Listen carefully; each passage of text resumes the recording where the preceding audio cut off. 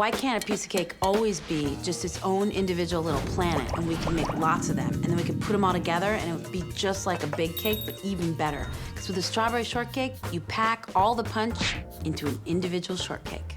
You have the cake, you have the cream, you have the fresh fruit, and it's got a little surprise. It's just texturally heavenly. You start out this recipe with 2 pints of strawberries. So the first thing you want to do is get your strawberries macerating.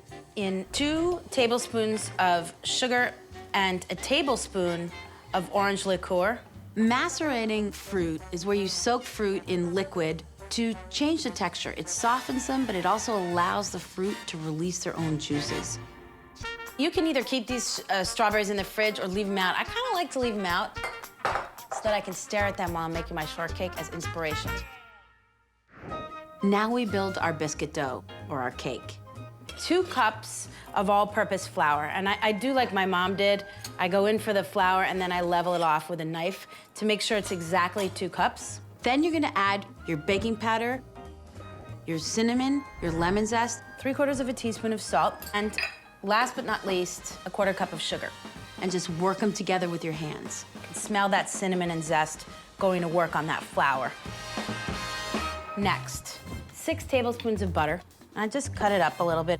So you're gonna break that butter up and just knead it into the flour until it becomes crumbly and integrates. After that, we're gonna do something super cool and unusual. Instead of adding raw yolks, you're gonna add 2 hard-boiled egg yolks. It doesn't weigh down the flour, and you're gonna get a lighter, fluffier shortcake, but with a lot of deep, eggy flavor. It's gonna add a real richness. So I'm gonna add a cup of cream, and then a little bit of vanilla, and you just mix it together.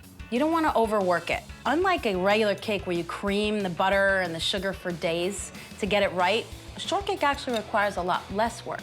It's gonna be kind of gloppy and messy. You can use a spatula or whatever you want if you prefer until the dough becomes a somewhat homogeneous ball.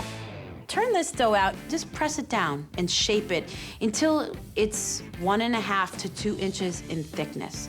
Then you want to cut squares that are about 2 by 2 inches. Arrange them with a decent amount of space between them on a baking sheet and bake them until they're golden brown on the top, about 10 to 12 minutes. Now, you should let these cool for at least an hour. Cut your shortcakes in half to open it up to create a top and a bottom. Put a little bit of the juices from this macerated strawberries right on top of the bottom of the shortcake, and then a big spoonful of the strawberries themselves. I have some cream that I just whipped without anything in it. Put a little bit of that right on top of those strawberries. And now for our little secret weapon. Scoop of raspberry sorbet right in the middle there. And then to hide that, a little bit more whipped cream and the strawberries, and just top it with that shortcake hat. A little more juice, never killed anybody. And you are ready to dig in. This is the thing I love. You can't see the sorbet at all, so I always go right for that.